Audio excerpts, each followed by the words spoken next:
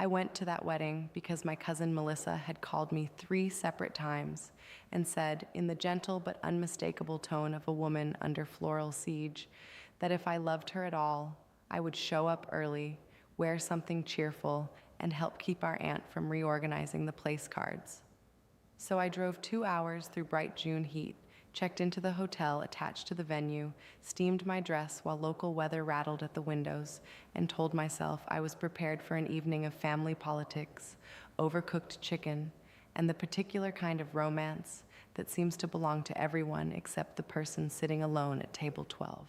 The wedding was held in one of those renovated estates that tried to look effortless and expensive at the same time. There were white roses packed into brass urns, candlelight trembling in glass cylinders, and linen napkins folded so precisely they looked too disciplined to touch. The ballroom opened onto a terrace with string lights hung over the lawn, and beyond that there was a strip of dark water catching the last of the sunset. Everything glowed.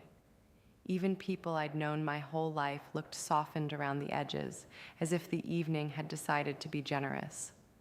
I was standing near the bar after dinner, half listening to my uncle tell a story I'd heard since childhood, when I noticed him for the first time. Brad wasn't loud or showy. He was the kind of man you might overlook at a crowded wedding if you were only scanning for the obvious: the polished grin, the loosened tie, the practiced confidence. He had dark hair, neatly cut, and a face that was handsome in a thoughtful, unadvertised way. He was wearing a charcoal suit that fit him almost too well, white shirt crisp at the collar, black tie loosened just enough to suggest the night had relaxed him. He was laughing at something one of the groomsmen said, but even from across the room, I got the sense that he was only halfway inside the conversation. There was a reserve to him I recognized immediately, the kind that reads as calm until you look closer and see it might be caution. I probably would have filed him away as simply attractive and moved on, if not for the moment that followed. He reached across the bar for a drink someone had set down beside a bowl of sliced limes. His jacket lifted, his shirt tugged. Just for a second, beneath the line of his waistband and above the dark edge of his trousers, I saw it, a clean band of black, sheer and unmistakable. My brain caught up a beat later. Pantyhose. I blinked, almost sure I had imagined it. Then he shifted again, and there it was, hidden and visible at the same time, the slim black waistband riding just above his trousers before his jacket fell back into place. The sight of it sent a strange little current through me, sharp and immediate. Not just surprise, though there was plenty of that. It was the realization of the risk: a family wedding, bright lights, crowded room, dozens of people drifting in and out of arm's reach all night. And under that immaculate suit, beneath all the expected masculine polish, he was carrying a secret so specific, so private, and somehow so brave that I felt my pulse in my throat. I looked away quickly, not wanting to stare, but the image stayed with me. It wasn't simply that I found it intriguing, I found it magnetic. There was something deeply attractive to me about the contrast of it, the elegant suit over something delicate and hidden, the self-possession it must have taken to wear it in public, and the possibility that under his composed exterior there was a whole private language he had learned to speak alone. For the next 20 minutes, I kept noticing him without meaning to. On the dance floor, talking to an older couple near the cake, standing on the terrace with one hand in his pocket while the wind pushed lightly at his jacket. Each time, I felt the same pull. Curiosity, yes, but also admiration. He had walked into a room full of assumptions, carrying something none of them could see. It made him seem more alive to me than anyone else there. I waited longer than I needed to before approaching him. I told myself I was just going to make conversation like an adult at a wedding, which was technically true. But I also knew I wanted to hear his voice up close, wanted to understand whether that hidden glimpse had changed the room for him the way it had changed it for me. He was standing alone near the terrace doors when I made my move, watching a cluster of relatives attempt a line dance with the solemn determination of people assembling furniture from memory. Should we help them? I asked, coming up beside him, or let this become part of family history? He glanced over, then smiled. It transformed him. I think intervention would only make us responsible. That's fair. We stood there for a second, the music thudding warmly through the floor.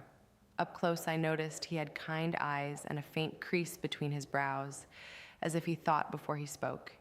He smelled like cedar and laundry and the trace of expensive cologne someone applies sparingly because they trust it. I'm Andrea, I said. Brad. Bride's side or groom's? Groom's, college friend. You? Bride's side. Cousin, volunteer wrangler of difficult relatives. He laughed softly. That sounds more dangerous. It is. The open bar just adds complexity. Conversation with some people feels like pushing a shopping cart with one bad wheel. With Brad, it moved cleanly. We talked about weddings, then hotels, then long drives and ridiculous family traditions and whether anyone actually liked fondant.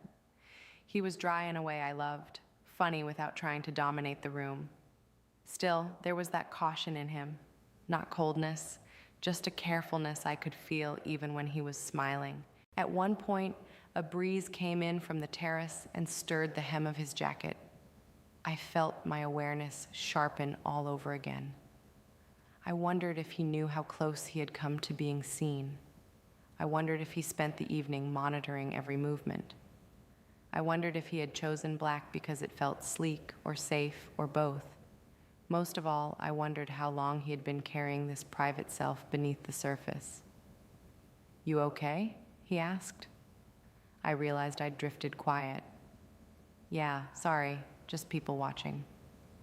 Dangerous habit at weddings. Only if I get caught.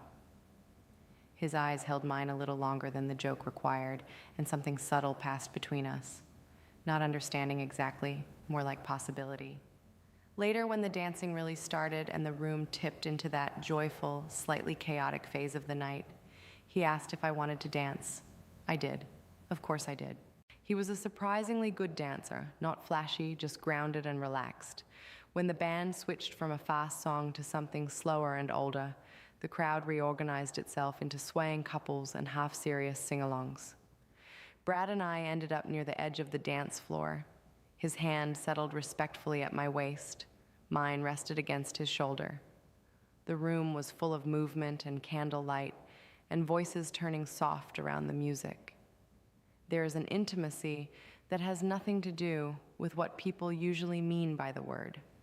It's in attention, in the willingness to stay present, in the way his thumb shifted once against the fabric at my side and then stayed still, as if asking a question he would never phrase aloud.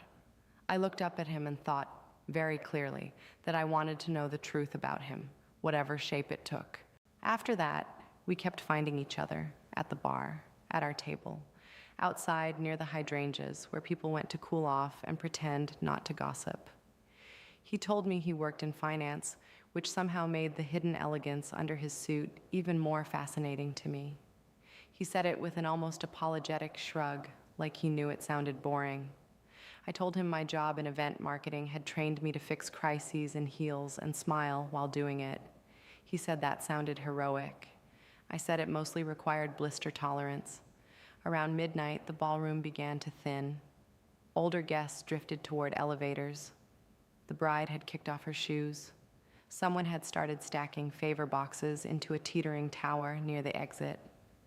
I knew the night was narrowing, that brief wedding world dissolving back into normal life, and with it the little pocket of time Brad and I had somehow made for ourselves.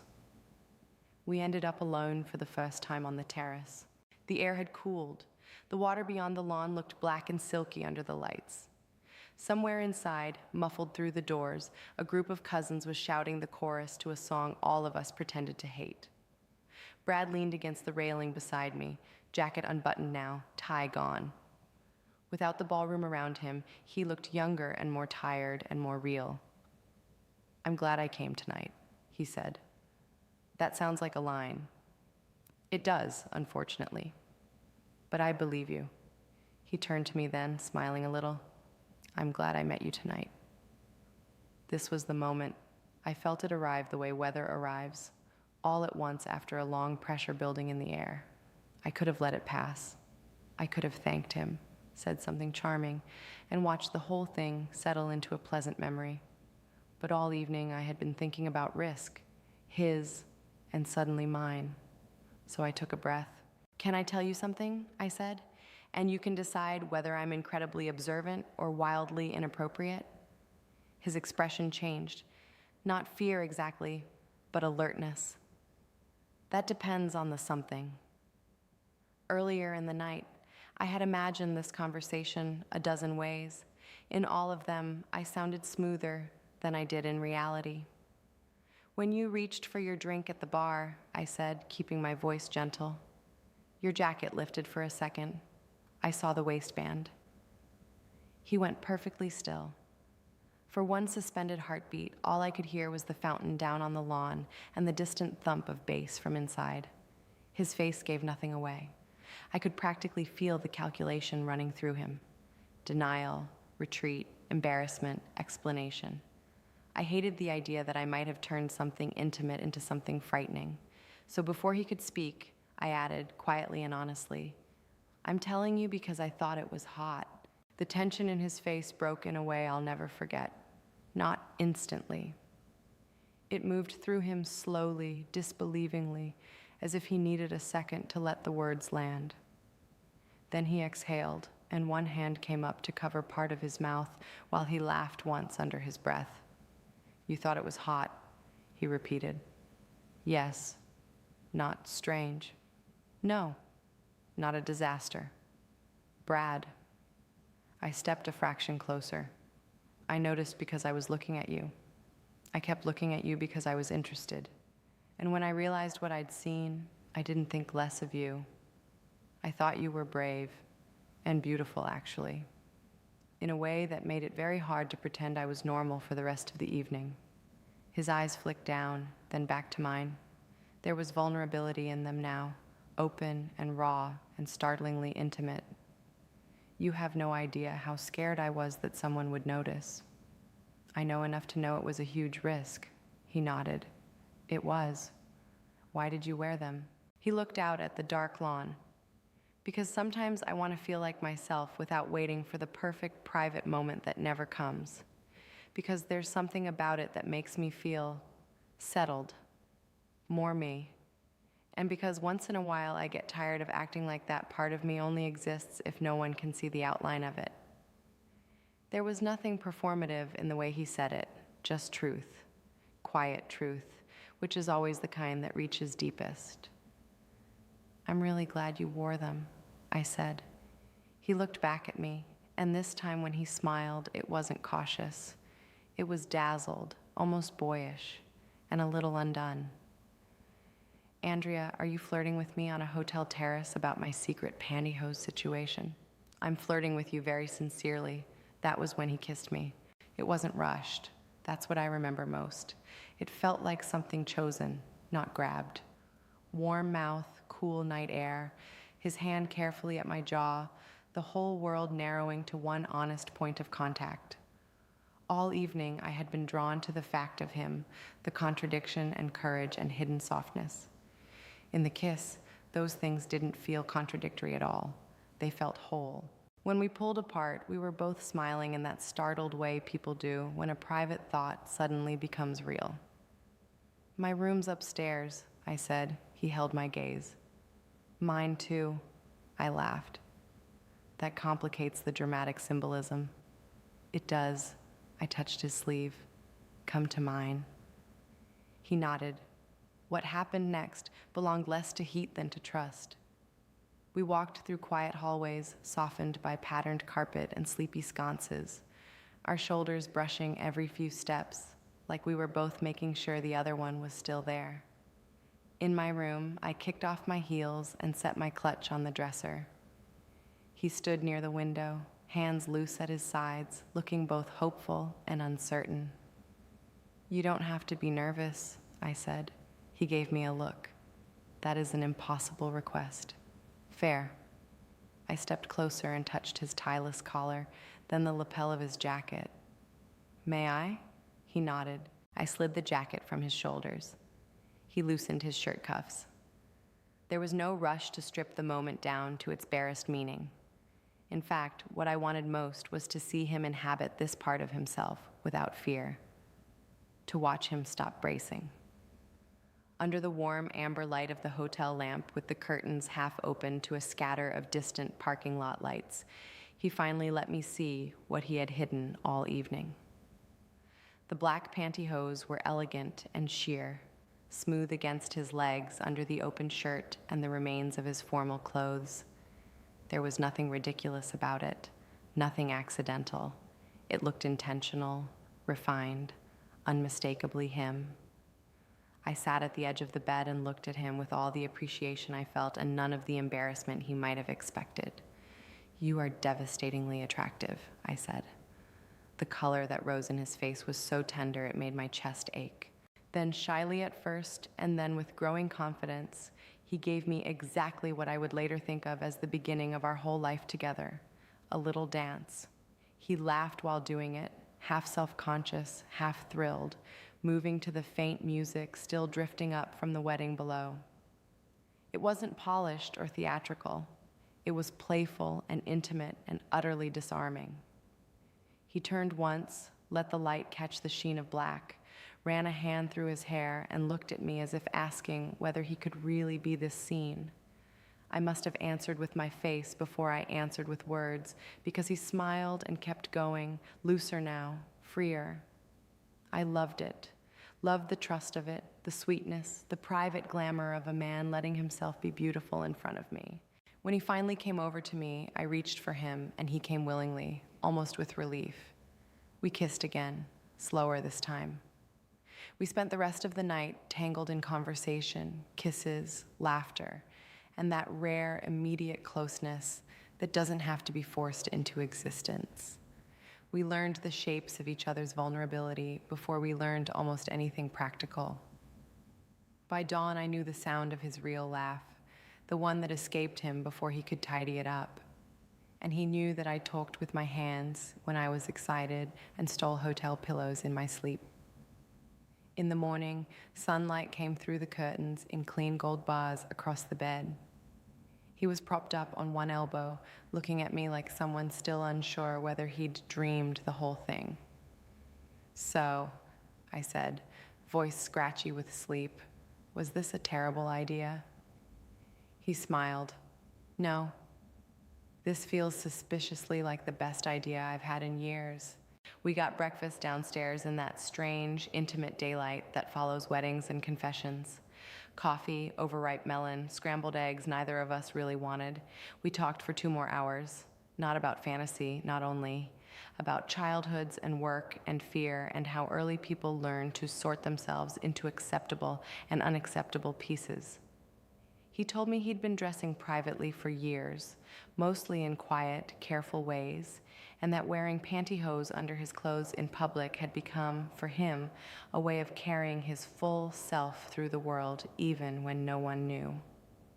I told him there was something profoundly intimate about being trusted with that truth. He asked if I wanted to have dinner the next week. I said yes before he finished the sentence. Dating Brad felt from the beginning like entering a room in my own life that I had somehow never opened. There was attraction, absolutely. There was also the thrill of shared secrecy, of private rituals, of knowing something about him the world didn't. But more than that, there was the deepening tenderness that came from being chosen as a safe place. He let me in gradually, and I loved him all the more for the deliberateness of it. Sometimes, when we were getting ready to go out, he would pause in the bedroom doorway and lift his brows at me, a silent question. If I nodded, he'd grin and disappear for a minute, returning with that same hidden elegance beneath slacks or denim or whatever the day required. I loved knowing, loved the quiet spark it gave ordinary errands, formal dinners, long work days, crowded parties. Not because it was scandalous, though sometimes that edge of risk still flickered between us.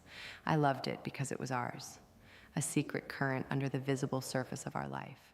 About once a week, usually on a Friday night when the week had worn us thin, we had what we came to call dress-up night. It started accidentally, with me handing him one of my silky robes as a joke and him twirling in the kitchen while pasta boiled over. It became a ritual. Some nights it was elegant and theatrical, music low, candles lit, both of us taking our time choosing pieces and textures and moods. Some nights it was ridiculous and affectionate, one of us in pearls, the other barefoot, laughing so hard we could barely clasp anything correctly. Every version of it brought us closer. There is a special intimacy in making room for joy where shame once lived. We got married 4 years after that wedding. Nothing extravagant.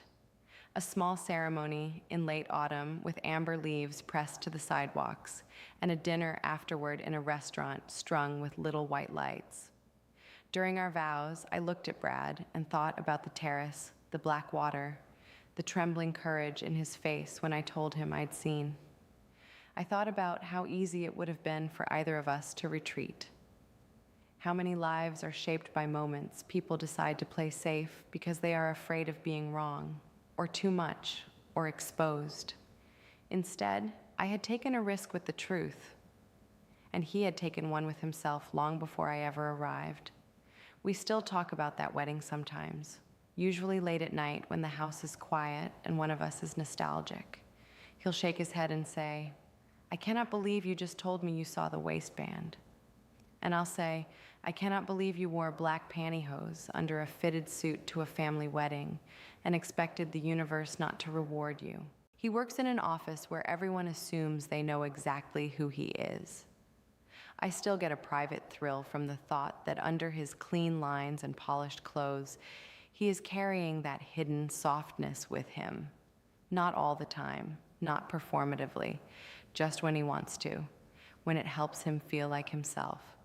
I love that after all these years, the knowledge still feels tender, still feels electric, still feels like trust. People talk a lot about relationships as if they are built only on the obvious things: compatibility, timing, shared goals, attraction. Those matter. But what deepened us, powerfully and permanently, was something quieter. It was being brave enough to reveal the part of yourself you've been taught to hide. It was being met there with warmth instead of judgment. It was the sacred, ordinary practice of saying again and again, "You are safe with me." All because at a wedding full of candlelight and cousins and clinking glasses, I looked across a room and saw a flash of black at a waistband. All because I understood what a risk it was. All because I found that risk beautiful. And all because, for once in my life, I decided not to let a bold thought die unspoken. That one moment changed everything. It gave me not just a night, not just a story I could never have invented on purpose, but a marriage filled with honesty, playfulness, desire, trust, and the kind of closeness that makes the whole world feel less lonely. I still think he looked gorgeous that night. I still think the bravest thing in the room was hidden under an ordinary suit. And I still love that I was the one who saw it, smiled, and said yes to what it might mean.